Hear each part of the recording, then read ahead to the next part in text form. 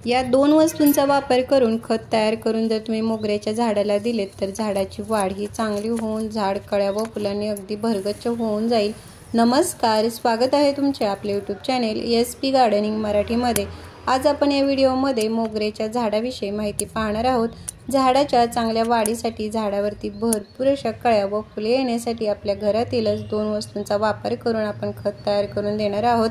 तर त्या वस्तू कोणत्या, त्याचा वापर कसा आणि किती प्रमाणामध्ये करायचा हे आपण पाहणार आहोतच, पण त्याचबरोबर झाडाची काळजी कशी घ्यायची, त्यासाठी कोणती कामे करायची याची देखील माहिती आपण या व्हिडिओमध्ये पाहणार आहोत। तर त्यासाठी व्हिडिओ कुठेही स्किप न करता शेवटपर्यंत नक्की पहा। आणि जर तुम्ही आपल्या चॅनेलवरती नवीन असाल तर व्हिडिओला लाईक व चॅनेलला सबस्क्राईब करायला मात्र अजिबात विसरू नका। कुंडीमध्ये लावलेल्या या मोगऱ्याच्या झाडावरती एकदा फुले येऊन गेल्यानंतर पुन्हा आणखी नव्याने भरपूर अशा कळ्या व फुले येण्यासाठी झाडाला खते देणे जसे आवश्यक असते तसेच झाडावरती काही कामे करणे देखील तितकेच आवश्यक आहे। तरच झाडावरती अशा प्रकारे भरपूर म्हणजे गुच्छामध्ये ही फुले लागत असतात। झाडावरती एकदा फुले येऊन गेली की ते झाडावरची छाटणी करणे हे अत्यंत आवश्यक असते, कारण छाटणी केली तरच त्या फांदीवरती अजून खूप सारे नवीन फुटवे येतात, नवीन फांद्या ह्या तयार होतात आणि झाडावरती जी पण कळ्या किंवा फुले लागतात ती नेहमी ही नवीन फांदीवरतीच लागत राहतात। जुन्या फांदीवरती फुले ही कधीही लागत नाही। त्यामुळे झाडाची छाटणी करणे देखील अत्यंत आवश्यक असते आणि छाटणी करताना देखील फांदीच्या वरच्या बाजूने 2 ते 3 पाने सोडून तिरपी अशी ती फांदी कट करावी, म्हणजे त्या फांदीच्या खालच्या बाजूने अजून 2 फांद्या ह्या तयार होतात आणि ज्या नवीन फांद्या तयार होतील त्या फांदीवरती आपल्याला फुले ही मिळत राहतील।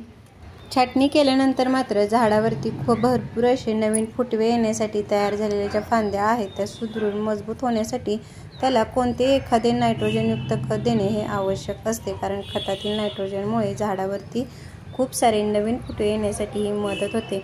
झाडावरती नवीन फुटवे आल्यानंतर त्याच्यावरती कीड देखील लागते, तर ती कीड लागू नये म्हणून तुम्ही आपल्या घरामध्ये ज्या कांद्याच्या साली असतात त्याच्यापासून पाणी तयार करून जर त्याचा स्प्रे झाडावरती केलात तर झाडावरती कीड ही लागणार नाही, किंवा लागली असेल तर ती निघून जाते। तर त्यासाठी ह्या ज्या लसणाच्या साली आहेत त्या 2 दिवस पाण्यामध्ये ह्या भिजत ठेवायच्या आणि 2 दिवसानंतर जे तयार झालेले पाणी आहे ते एखाद्या गाळणीच्या किंवा कापडाच्या साह्याने हे गाळून घ्यायचे आणि गाळून घेतलेले जे पाणी आहे त्याचा देखील डायरेक्ट झाडावरती स्प्रे न करता ते पाण्यामध्ये डायल्यूट करून, म्हणजे 1 मग जर हे पाणी तयार केले असेल तर त्याच्यामध्ये अजून 2 ते 3 मग साधे पाणी मिक्स करून ते एखाद्या स्प्रे बॉटलमध्ये हे भरून घ्यायचे आणि या पाण्याचा जो स्प्रे आहे तो मोगऱ्याच्या झाडावरती तुम्ही केलात तर झाडावरती कसल्याही प्रकारची जरी कीड लागली असेल तर ती निघून जाण्यासाठी ही मदत होईल। लसणाच्या सालीप्रमाणेच तुम्ही कांद्याच्या सालीपासून देखील अशा प्रकारे पाणी तयार करून त्याचा देखील जरी स्प्रे केला तरी खूप चांगला असा हा फायदा होतो। आता आपण मोगऱ्याच्या झाडाला भरपूर अशा कळ्या फुले लागण्यासाठी ज्या 2 खतांचा वापर करणार आहोत त्यातील ही जी पहिली वस्तू आहे ती म्हणजे आपल्या घरामध्ये ज्या सोयाबीनच्या वड्या आहेत त्याच्यापासून हे खत तयार करणार आहोत।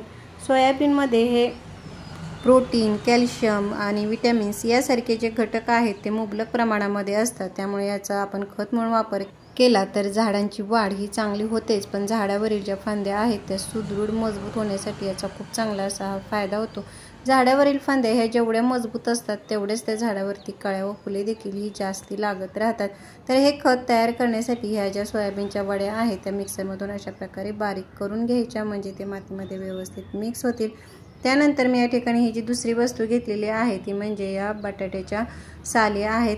आपण ज्या बटाट्याच्या साली आहेत त्या 2 प्रकारे खत म्हणून वापरू शकतो। एक तर याच्यापासून आपण लिक्विड खत तयार करून देखील झाडांना खत देऊ शकतो, किंवा ह्या ज्या साली आहेत त्या अशाच मातीमध्ये जरी मिक्स केल्या तरी देखील झाडाला चांगला असा फायदा होईल। बटाट्याच्या सालीमध्ये देखील झाडांना भरपूर कळ्या फुले येण्यासाठी जे पोटॅशियम, फॉस्फरस यासारखे जे घटक आहेत ते मुबलक प्रमाणामध्ये असतात, त्यामुळे याच्या वापरामुळे झाडावरती भरपूर अशी फुले लागतात। आता आपण हे जे सोयाबीनपासून तयार केलेली पावडर आणि ज्या बटाट्याच्या साली आहेत त्या मोगऱ्याच्या झाडाला खत म्हणून वापर करण्यापूर्वी झाडाच्या या कुंडीतील माती थोडी हलवून मोकळी करायची, त्यामुळे आपण दिलेली ही जी खते आहेत ती मातीमध्ये व्यवस्थित मिक्स होतील आणि आपल्या झाडाला चांगला असा हा फायदा होईल। मोगऱ्याच्या झाडाला पाणी देताना देखील हे प्रमाणशीरच द्यावे, म्हणजे झाडाच्या कुंडीतील माती अशा प्रकारे थोडी ओलसर असणे हे आवश्यक आहे, कारण आता उन्हाळ्यामध्ये कडक उन्हामुळे माती ही लवकर सुकते। आता या 2 वस्तूंचा वापर खत म्हणून किती प्रमाणामध्ये करायचा, तर एका झाडासाठी एका मध्यम आकाराच्या बटाट्याच्या साली आणि फक्त 1 चमचा एवढा या सोयाबीनच्या पावडरचा आपल्याला वापर हा करायचा आहे। अशा प्रकारे या दोन्ही वस्तू या मातीमध्ये व्यवस्थित मिक्स करून वरून भरपूर असे हे पाणी द्यायचे, म्हणजे या खतामधील जे पोषक तत्वे आहेत ते मातीमध्ये व्यवस्थित हे मिक्स होतील। तर अशा प्रकारे या 2 वस्तूंचा वापर करून तुम्ही मोगऱ्याच्या झाडावरती खूप सारी फुलेही मिळवू शकता। तर कसा वाटला व्हिडिओ मला कमेंट बॉक्समध्ये नक्की सांगा। भेटूयात पुढील व्हिडिओमध्ये, तोपर्यंत बाय।